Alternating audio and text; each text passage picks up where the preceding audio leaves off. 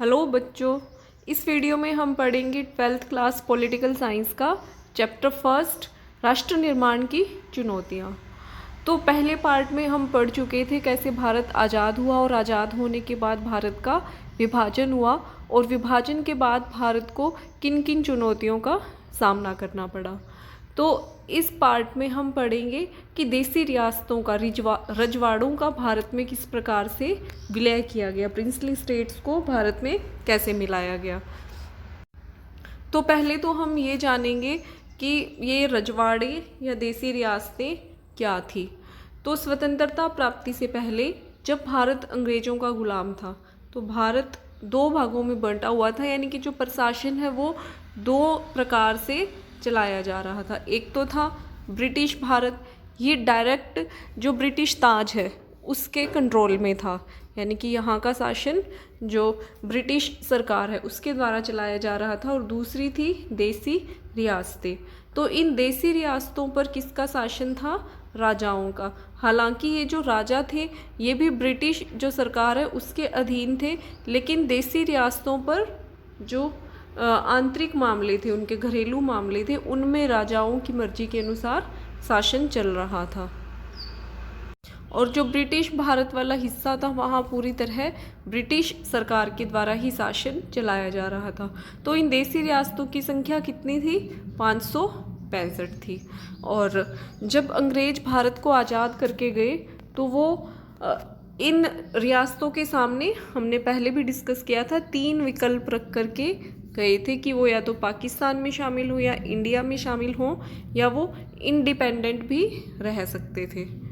तो इन 565 देसी रियासतों को भारत में मिलने के लिए सहमत करना एक अपने आप में बहुत बड़ा काम था। और ये काम किया हमारे देश के पहले गृह मंत्री सरदार वल्लभ भाई पटेल ने।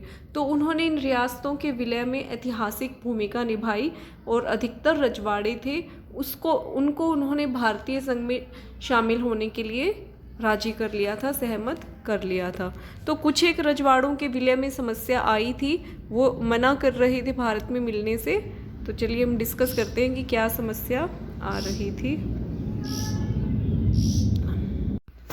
तो आज़ादी के तुरंत पहले अंग्रेजों ने कहा था कि भारत ब्रिटिश प्रभुत्व से आज़ाद होने जा रहा है तो रजवाड़ों को भी आज़ाद कर दिया जाएगा और रजवाड़े अपनी मर्जी से चाहे तो भारत में शामिल हों, चाहे पाकिस्तान में, या फिर स्वतंत्र रह सकते थे। ये 3 विकल्प उनके सामने रखे गए थे।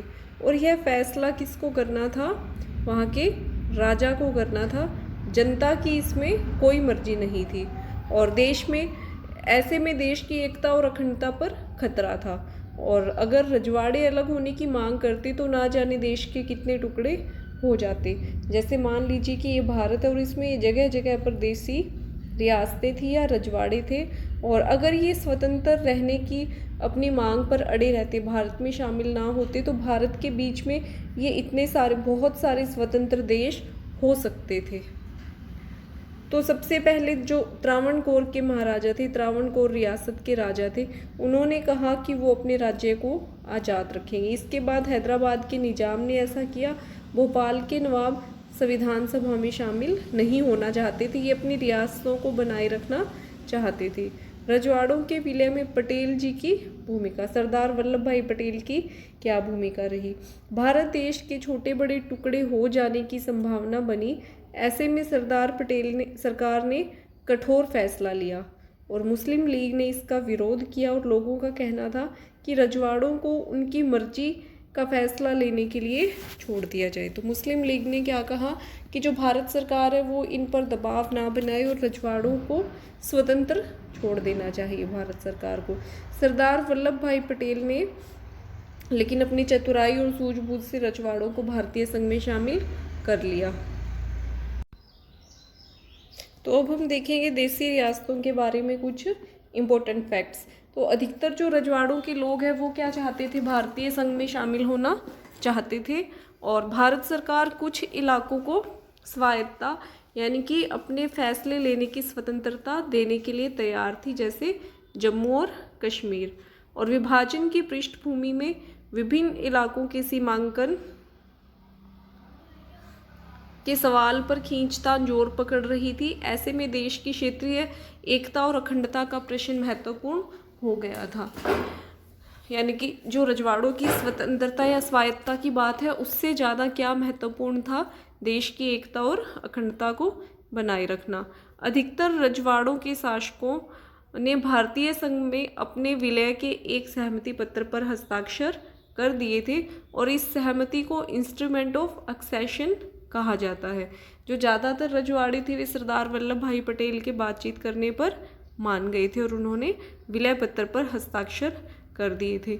लेकिन मेनली हम डिस्कस करेंगे 3 रियासतों के बारे में, जूनागढ़, हैदराबाद, जम्मू कश्मीर और मणिपुर, 4 रियासतों के बारे में। इनका विलय क्या था, बाकी रियासतों की तुलना में थोड़ा सा मुश्किल था। तो देखते हैं इनके विलय में क्या समस्याएं सामने आई थी। हैदराबाद का विलय, तो हैदराबाद रियासत का विलय कैसे किया गया था। हैदराबाद के शासक को उस समय निजाम कहा जाता था। उन्होंने भारत सरकार के साथ नवंबर 1947 में 1 साल की यथास्थिति बहाल रहने का समझौता किया था, यानी आने वाले 1 साल तक वही स्थिति बनाए रखी जाए। जो लोग हैं वो निजाम के शासन से खुश नहीं थे, इसलिए कम्युनिस्ट पार्टी और हैदराबाद कांग्रेस के नेतृत्व में किसानों और महिलाओं ने निजाम के खिलाफ आंदोलन शुरू कर दिया और इस आंदोलन को कुचलने के लिए निजाम ने अपना एक अर्धसैनिक बल जो जन आंदोलन है उसको कुचलने के लिए भेजा और इसे क्या कहा जाता था, रजाकार कहा जाता था।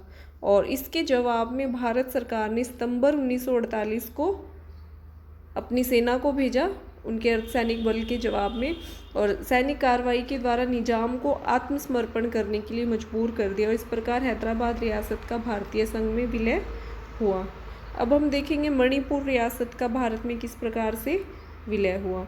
मणिपुर की आंतरिक स्वायत्तता बनी रहे, इसको लेकर महाराजा बोध चंद्र सिंह और भारत सरकार के बीच विलय के सहमति पत्र पर हस्ताक्षर हुए। यानी कि वहाँ के जो महाराजा थे बोध चंद्र सिंह, उन्होंने भारत सरकार के साथ इस पत्र पर हस्ताक्षर किए कि उनके आंतरिक मामलों में स्वायत्तता बनी रहे। आंतरिक मामलों में फैसले कौन लेगा, वहाँ के महाराजा लेंगे। तो इस पत्र पर हस्ताक्षर हुए, लेकिन जनता के दबाव में वहाँ निर्वाचन करवाया गया, चुनाव करवाए गए और इस निर्वाचन के फलस्वरूप वहाँ संवैधानिक राजतंत्र कायम हुआ और मणिपुर को भारत में शामिल कर लिया गया। मणिपुर, यहाँ एक इम्पोर्टेंट फैक्ट है कि मणिपुर भारत का पहला भाग है जहाँ सार्वभौमिक वयस्क मताधिकार यूनिवर्सल एडल्ट फ्रेंचाइजी के सिद्धांत को अपनाकर जून 1948 में सबसे पहले चुनाव हुए थे और भारत के वैसे आम चुनावों की अगर हम बात करें तो 1951-52 में ये हुए थे। अब हम देखेंगे राज्यों का पुनर्गठन कैसे हुआ। रियासतों को तो भारत में शामिल कर लिया गया, लेकिन अब राज्यों का पुनर्गठन भी किया जाना था। तो ये कार्य किस प्रकार से किया गया। औपनिवेशिक शासन के समय, यानी कि जब भारत ब्रिटेन का गुलाम था, उस समय प्रांतों का गठन प्रशासनिक सुविधा के अनुसार किया गया था, लेकिन स्वतंत्र भारत में भाषाई और सांस्कृतिक बहुलता के आधार पर राज्यों के गठन की मांग हुई। पहले अंग्रेजों ने अपने प्रशासनिक सुविधा के अनुसार भारत को अलग अलग टुकड़ों में बांट रखा था, लेकिन अब हम आज़ाद हो चुके थे तो लोगों ने अपनी भाषाई और सांस्कृतिक विविधता के आधार पर अपने लिए अलग अलग राज्यों की मांग की। और यहाँ भी एक इम्पोर्टेंट फैक्ट है कि भाषा के आधार पर प्रांतों के गठन का राजनीतिक मुद्दा कांग्रेस के नागपुर अधिवेशन, जो कि कब हुआ था 1920 में पहली बार शामिल किया गया था। उस समय कांग्रेस ने इस बात पर जोर दिया था कि स्वतंत्र होने के बाद वे इस मांग का समर्थन करेंगे कि भाषा के आधार पर राज्यों का गठन किया जाए। तो आंध्र प्रदेश राज्य भाषा के आधार पर बनने वाला पहला राज्य था। अब हम देखेंगे कि किस प्रकार से राज्य बना। तेलुगु भाषी लोगों ने मांग की कि मद्रास प्रांत के तेलुगु भाषी इलाकों को अलग करके एक नया राज्य आंध्र प्रदेश बना दिया जाए। तो आंदोलन के दौरान कांग्रेस के एक वरिष्ठ नेता पोट्टी श्रीरामुलु की लगभग 56 दिनों की भूख हड़ताल के बाद मृत्यु हो गई और इसके कारण सरकार को दिसंबर 1952 में आंध्र प्रदेश नाम से अलग राज्य बनाने की घोषणा करनी पड़ी, क्योंकि पोटी श्री रामुलु की मृत्यु के बाद जन विद्रोह बहुत ज़्यादा बढ़ गया, जिसको सरकार के लिए संभालना मुश्किल हो गया था।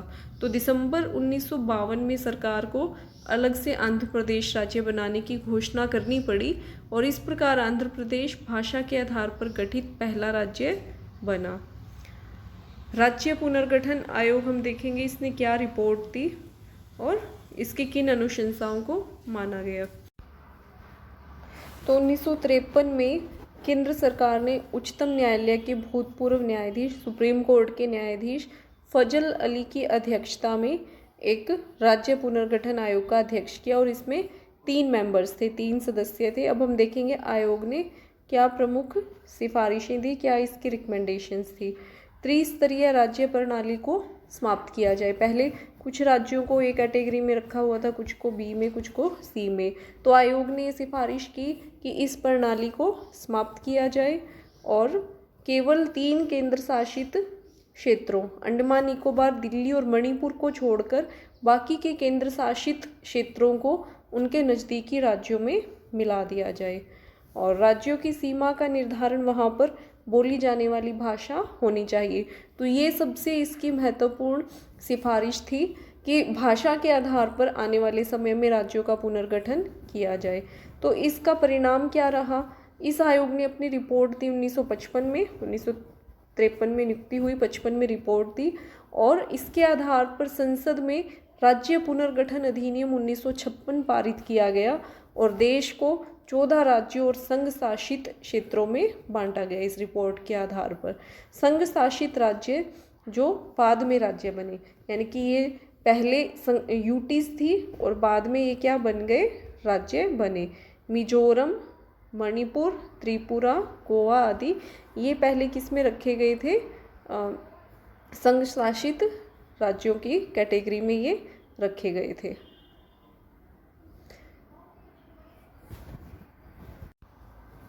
तो यहाँ हमारा ये चैप्टर कंप्लीट हुआ। आज के लिए इस वीडियो में इतना ही। धन्यवाद।